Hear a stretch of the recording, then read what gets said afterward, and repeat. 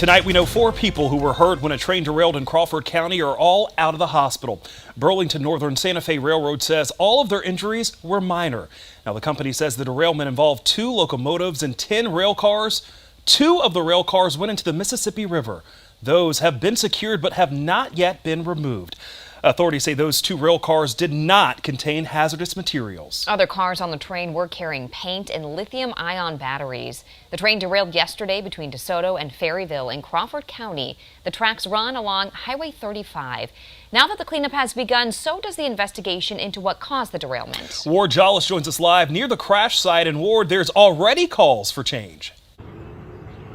Well, that's right, Brandon. Amber. The officials actually investigating this crash haven't really given any indication on what may have caused all of this, although you can imagine there's already some speculation in the air about what role floodwaters played in the derailment. Now, just take a look at this aerial footage of the crash site from yesterday, and you can see why. There were floodwaters surrounding this area, even covering the tracks in some places. Wisconsin Congressman Derrick Van Orden has been probably the most vocal about his concerns and the potential role flooding had to play in this disaster.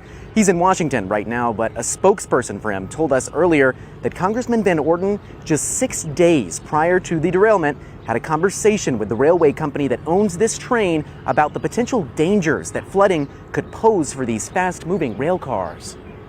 The railroad personally assured the congressman that they were experienced in handling flooding and that they were frequently inspecting the tracks. Congressman Van Orden wants to ensure that not a single rail car runs on the railroad until every inch of the track is inspected and repaired.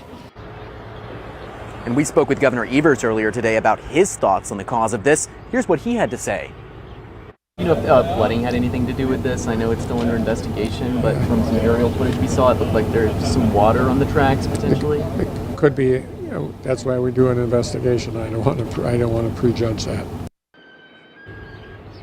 And it'll ultimately be up to the Federal Railroad Administration and the National Transportation and Safety Board to decide what was the cause of this derailment. As of right now, tracks in both directions along the Mississippi River are closed, and officials here tell me they expect that to last until at least Sunday. Brandon, Amber. All right, Ward, thank you for that update.